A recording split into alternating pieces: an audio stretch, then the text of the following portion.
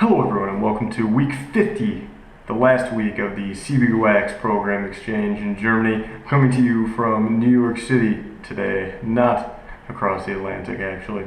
But we still have a lot to cover. We still have the last week of our vacation to go, plus some stuff happening here in New York and the conclusion of the seminar and everything here in New York. So let's get going because we got a lot to go through. Starting off last Friday, we were in Rome, and the first thing that we hit on Friday morning after we got up was the Trevi Fountain. Trevi Fountain, you have to throw a coin into the fountain, and it's supposed to ensure your return to Rome. However, the fountain was under construction, so there was no water, couldn't even really see the fountain, and there were no coins thrown in, so my return to Rome has not been ensured, unfortunately. Look at all of its beauty, you guys. That is a face of a disappointed grandpa right there. After Trevi Fountain, we just kind of walked around Rome. We saw a bunch of monuments and fountains and churches and whatnot.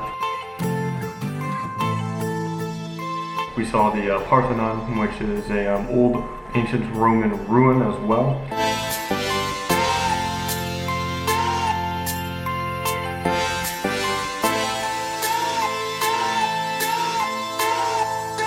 And we walked up this big hill where we were going to try and find an outlook over across the city, and we ended up finding a geocache up there. Then we stopped and got some lunch to eat. A little bit of backstory, everyone. We decided to get some authentic Italian food, so I got the lasagna. Mike, how are you enjoying your, what'd you get here? Tell the family back at home what you ordered. I got gnocchi. Gnocchi with seafood, and how are you enjoying it? I don't like seafood. Clara, what'd you get? Some pasta that I can't pronounce. Pasta, nice. How are you enjoying it? It's real good. It's really good? Wonderful. 2 out of 3 ain't bad. Followed then, of course, by some delicious Italian ice cream. It's real good. How's that ice cream, bro? It's real good.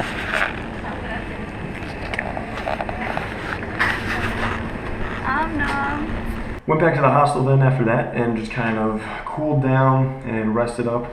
And then later that night, we went out to the Spanish Steps, which the church at the top was also under construction. Oh my god, there are a lot of people here. Also found a geocache at the Spanish Steps, and then we just kind of watched the rose hustlers try and pawn off their roses to some unsuspecting dumb tourists. It's actually quite hilarious. Now on Saturday we went to Vatican City, which is the capital of the Catholic Church. First thing we did was we went to the Vatican Museums, which is just a big museum of various different old stuff. There was mummy artifacts, as well as old maps and tapestries, as well as just a bunch of busts of famous ancient Romans and other important people in the world. There was also a bunch of art, as well as these holy rooms that I don't really know what their purpose was for, but they had these huge murals on the ceiling and the walls, and so everything was just really ornately almost overdone. It was actually really cool, really pretty to look at. And then the last thing that we kind of snaked through the museum was the Sistine Chapel. Technically you're not supposed to take any pictures or videos of the Sistine Chapel, however, I managed to dodge security and got a less than quality shot of the ceiling that Michelangelo painted. After the museums, then we grabbed a quick bite to eat for lunch. So Mike, what'd you order this time?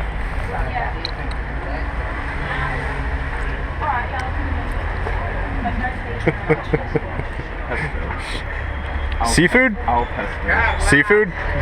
No seafood? Hell no. Is it edible? Hell no. Then we went to the St. Peter's Cathedral area in front of the cathedral. Then we went inside of the actual church. Well, not all of us. Not all of us. See, there's a thing about the Catholic Church, and where apparently if women wear shorts on a hot July afternoon, then they are not allowed to come into the church.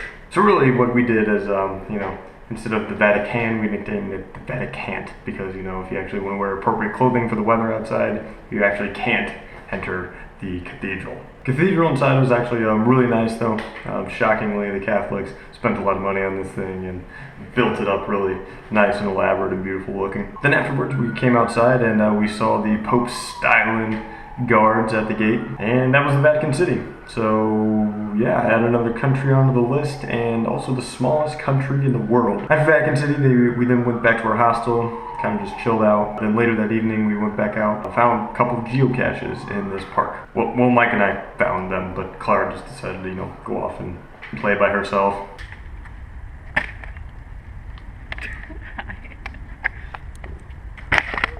Saturday then, we started out at the Colosseum, probably one of the most well-known landmarks in Rome. It was also under construction, but we went inside and we didn't take a tour or anything, but we just kind of walked around the Colosseum. It's pretty much, I would say, exactly like a modern-day football stadium. I mean, with regards to size and design and layout and stuff like that, which is actually kind of interesting to think that, the Romans built this thing 2,000 years ago or whatever, and we're still using some of the same principles today in our modern architecture. After the Colosseum, we then went to the Roman Forum, which is more or less just a big park of Roman ruins. Walked around there for a little while. We saw Augustus's house, which used to be a king or an emperor of Rome back in the old days. His room and his house still had the original paint on the walls. That's how well preserved it was. But no, really, the Roman Forum was actually really, really cool. Again, I mean, it's just the size and the scale of some of the stuff that was built so long ago. It really kind of shows the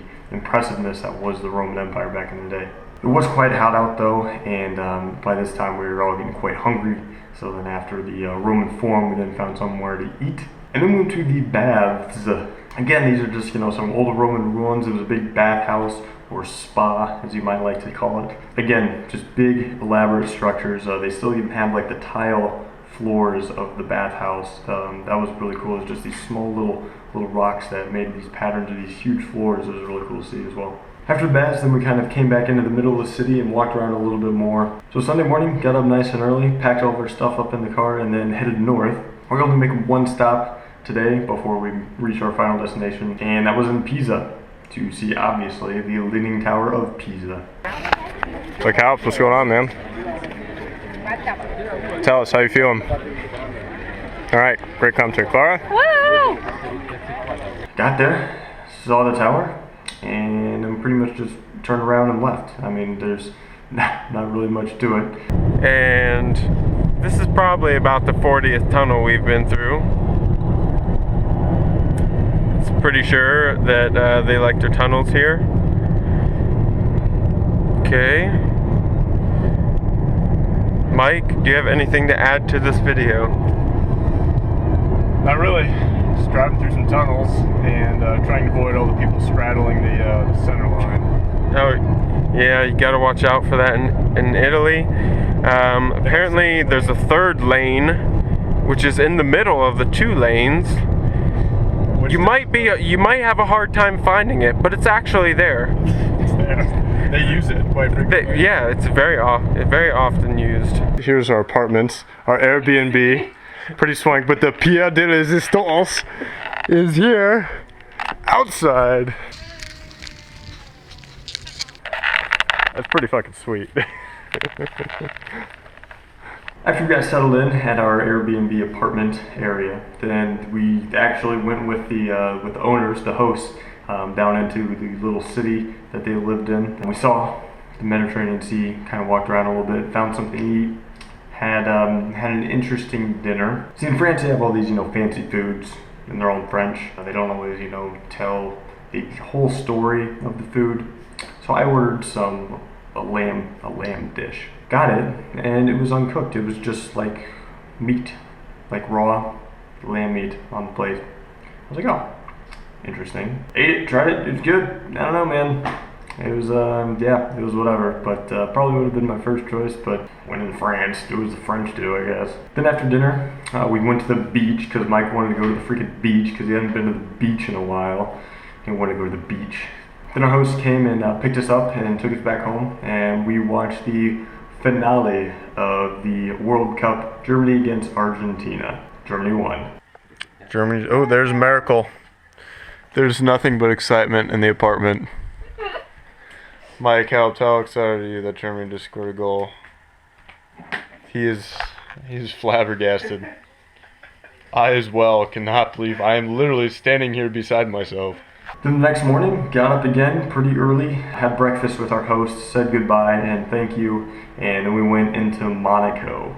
Monaco is the second smallest country by land area in the world, and is also home to the Monaco Grand Prix F1 race, which was something that I was very interested in seeing. Not the actual race, but the country and city because of the race and everything. Monaco is also a place where just a bunch of rich people go and buy boats and houses and bet their money, and yeah, it's a really, really nice place. Pretty much what happened is Mike, Clara, and I got into Monaco, and then we just walked the track. There is no actual track. They use the city streets in Monaco, but you can still see all of the red and white curbing and just a lot of race-oriented things throughout the city. So yeah, we pretty much just walked the track. Along our way, all around the track, we saw the harbor, of course. So one saw the casino, saw the big tunnel that they drive through, the fastest part of the track. Saw the hairpin turn, the world famous hairpin turn, as well as the Japanese gardens, and a couple of McLaren and Ferrari dealerships. Yes, ladies and gentlemen, in the last 30 seconds or so, you've probably seen about $3 million worth of cars there. Only spent a couple of hours in Monaco for a couple of reasons. One, it's just not that big, there's not a lot to see there, and we also had to get up to Lyon by the end of the night.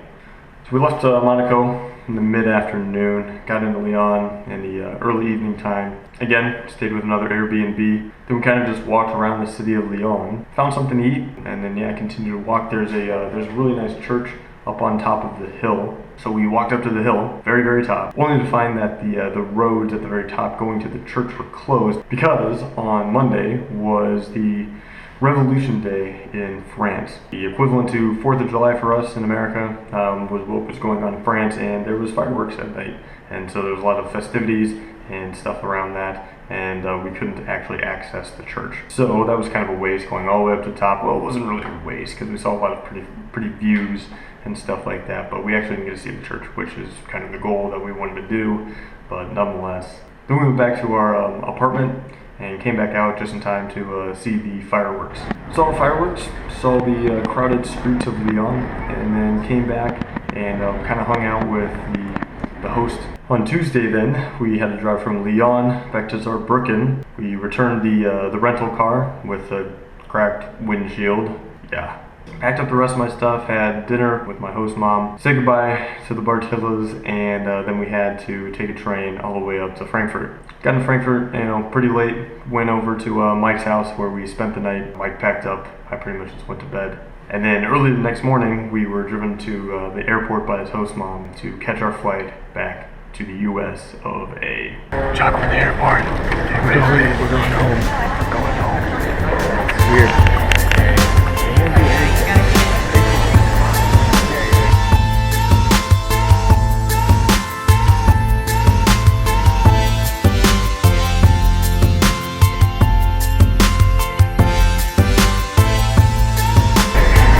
Back on American soil. Not yet. Well, yeah, technically we're still in the terminal, but After we got into Frankfurt, then we took a bus to the YMCA where we were going to be staying. we're in New York. We're back in the United States. First impressions of the United States, everyone. I asked this question in Frankfurt, and I want to know your guys' answer. First, and I think I was talking to you guys. Yeah. First impression of the United States is too many fucking lies. Too many lies. Yeah. Oh, to get into. And people are assholes. People are assholes. Here's my first impression. I keep making plans to do things, and then I think, wait a minute. That's like my go-to is drinking in post. Now I can't do that. And we were pretty much free to go after we got there. We went to Chipotle for dinner. I think I'm gonna cry. Oh my god. It's so delicious. I might cry. I'm welling up. I'm getting emotional. We're in New York. I'm a bit verklempt. And then I called up Mel and wanted to see if she wanted to do something. And so she came to the YMCA where we all met up, and then we kind of walked around New York City. First stop was the Freedom Tower and the 9/11 Memorial. And I must say, like, of all memorials and monuments and stuff like that I've ever been to, this one is like really, it's like the saddest because it's actually something that I've experienced and I had to live through. You know, I still remember back in 5th grade on September 11th, 2001, where I was, what I was doing when, you know, the World Trade Centers were attacked, and so it really hit home for me. After the 9/11 memorial, then we went to the Brooklyn Bridge, just walked up to the first tower, kind of looked around, took some pictures, and then kind of walked back into the city. Then we went to Times Square, and, you know, saw Times Square, not much to it, just a bunch of stores with a bunch of lights and stuff. Then on Thursday, had to get up early and check out at the YMCA, and then we went to the German house where we had our final seminar, or meeting, I guess, with Beth and Nellie and the rest of the Cultural Vistas crew. Had a couple of speakers, as well as received our final congratulations certificate for the completion of the CBYX program. Woo!